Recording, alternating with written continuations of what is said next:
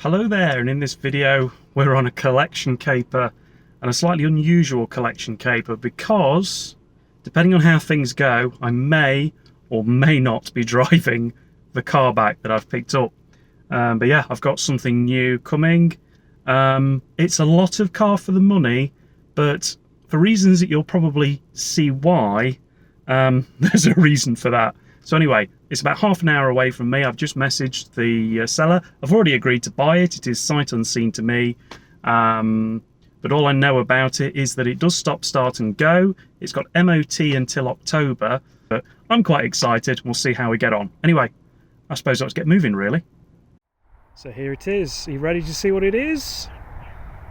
It's an XC90. It's a very, very, very early 2003 on a 52 plate Volvo XC90 D5, for which I have paid the priceless sum of £500 for reasons which I'll go into in more detail in a future video. But it's fair to say that this car does have a few gremlins that we're going to have to deal with at some point. But yeah, the current owner has had this for quite a few years now and just reached the point where the bills are starting to stack up on it. And specifically, we've got a couple of core issues at the moment, which is the display module isn't working correctly. The car appears to be in limp home mode, and we may have another sort of one or two electrical gremlins, all of which are hugely expensive if you leave to a garage to sort out. We've also got a few interesting cosmetics going on, which I'll have to deal with. But it's done 170,000 miles. But yeah, when it cropped up, I just couldn't see this go to scrap. They were offered £483 scrap for it. Bearing in mind this car's got MOT till October. They were offered £480 scrap for it. I said I'd love to buy it for £500 and see if I can save it, and they've agreed. And like I say, they've spent money on it. I mean, the wheels were refurbished fairly recently. It's got brand new Michelin Cross Climate tyres all round. It's not a car that's not been looked after. It's had new headlights recently because they became an issue for the MOT. So yeah, it just seemed such a shame to let this car go to scrap, which is why I've gone for it. So anyway, I need to transfer a few bits out of the V70. This is going to stay at this location temporarily whilst I drive this home, and then I'll give you an update when I get back, basically saying whether or not I made it or not. So yeah, let's find out.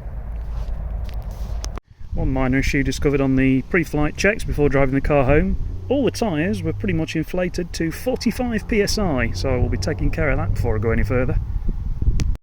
Okay, so I've checked my oil, my water, everything looks okay. Mentioned earlier, I've just sorted the tyre pressures out because they were way over pressurised, and now I'm going to make our way back, so fingers crossed we get back in one piece.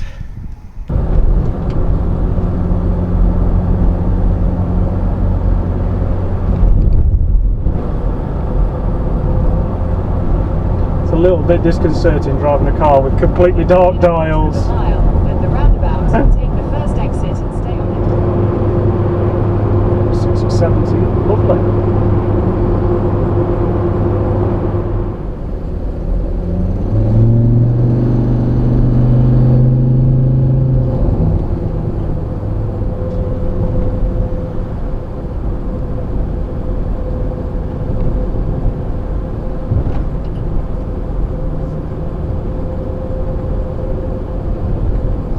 I mean, performance car it is not, obviously. There's 163 brake horsepower and it weighs a ton, but in terms of actually getting you down the road, yeah, it is adequate.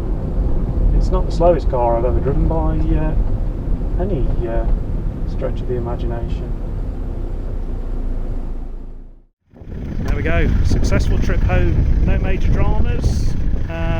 Definitely a few little bits and pieces that I'm going to have to look into, but yeah.